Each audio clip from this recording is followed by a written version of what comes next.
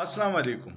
कराची में मेयर का इलेक्शन है जिसमें जमात इस्लामी और पीटीआई के इत्तेहाद को 193 सीटों की बरतरी है, जबकि पीपल्स पार्टी की वहाँ पे 155 सीट्स हैं और जेयूआई और मुस्लिम लीग नून मिला के भी 163 नहीं बनते। लेकिन पीपल्स पार्टी वाले दावा कर रहे हैं कि मेयर हमारा बनेगा। किस तरह बनेगा, मैं आपको तारीख़ में ले चलता हूँ। भुट्टो साहब जब 77 में इलेक्शन लड़ रहे थे तो उनके मुकाबले में जान मोहम्मद अब्बासी साहब थे, जमात इस्लामी के नायब अमीर।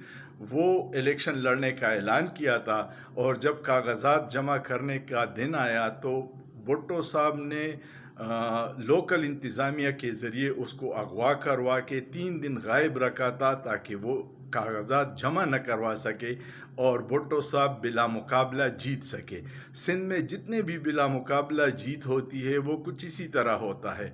और अब ये इल्ज़ामात जमात इस्लामी और पीटीआई वाले लगा रहे हैं कि हमारे यूसीस चेयरमैनों पे जाली पर्चे करवा के पुलिस के ज़रिए उठवाया जाता है ताकि वो इलेक्शन के दिन दस्तयाब न हो और पीपल्स पार्टी की जो रिवायत है धांधली गुंडागर्दी उसके ज़रिए इलेक्शन जीत जाए। जबकि दावा क्या है कि हम जमहूरियत के चैम्पियन हैं, 73 का आइन दिया है और हम जमहूरियत पे यकीन रखते हैं और जमहूरियत बेहतरीन इंतकाम है। लेकिन ये तो इंतकाम मुखालिफों से ले रहे हैं।